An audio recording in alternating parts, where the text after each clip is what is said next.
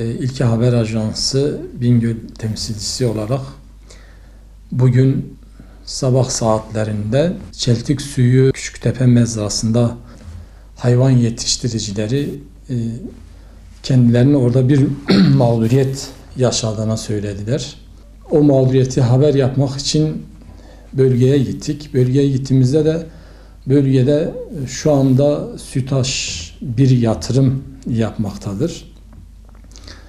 Bölgede bulunan bütün meralar hazine arazisine çevrilerek SÜTAŞ'a devredilmiş.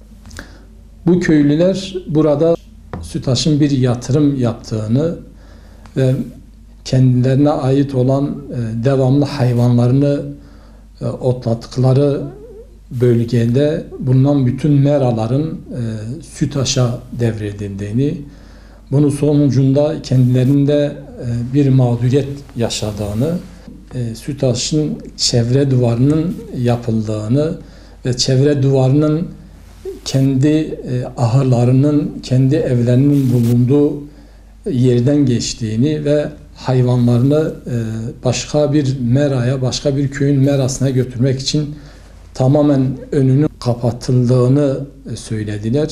Mağduriyet için bölgeye gittiğimizde oradaki çevre duvarının kazısı asker nezaretinde yapılıyordu.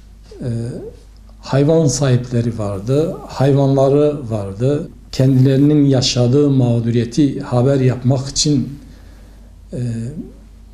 çekim yaparken, fotoğraf çekerken orada bulunan askerler işte sen buraya bizi çekmeye gelmişsin, bizim fotoğrafımızı çekiyorsun, bizi kameraya alıyorsun. Ben de bu bölgeye sadece bu hayvan yetiştiricilerinin işte burada bir mağduriyet yaşıyoruz, bu mağduriyetimizi basına verin.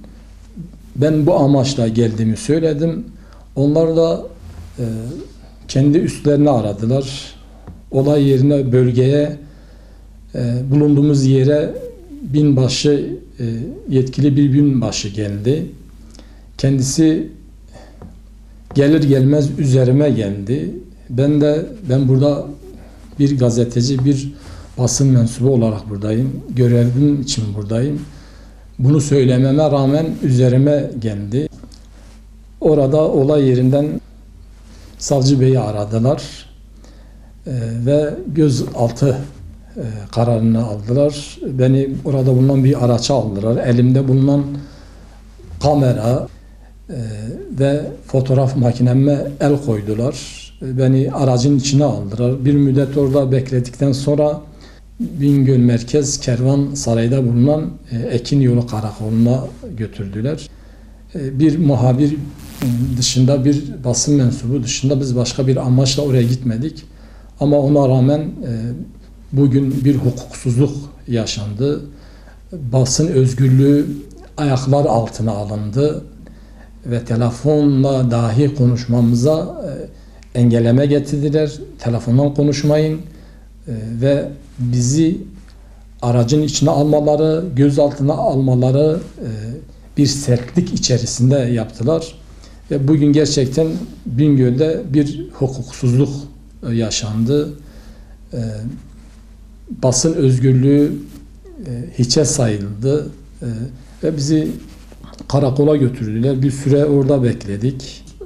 Orada gördüğüm izlenimlerimi ben özellikle söylemek istiyorum. Orada yaşayan insanlar 20-30 yıldır orada ikametgah ediyorlar. Yaklaşık 10-15 aile bulunmakta ve bu insanlar yaklaşık 5000 hayvanları var. Küçükbaş olsun, büyükbaş olsun. Bunlar büyük üreticiler. SÜTAŞ yatırımı için orada bir alan açılırken ama maalesef yerli üretici için, yerli besici için ise alan tamamen daraltıldı.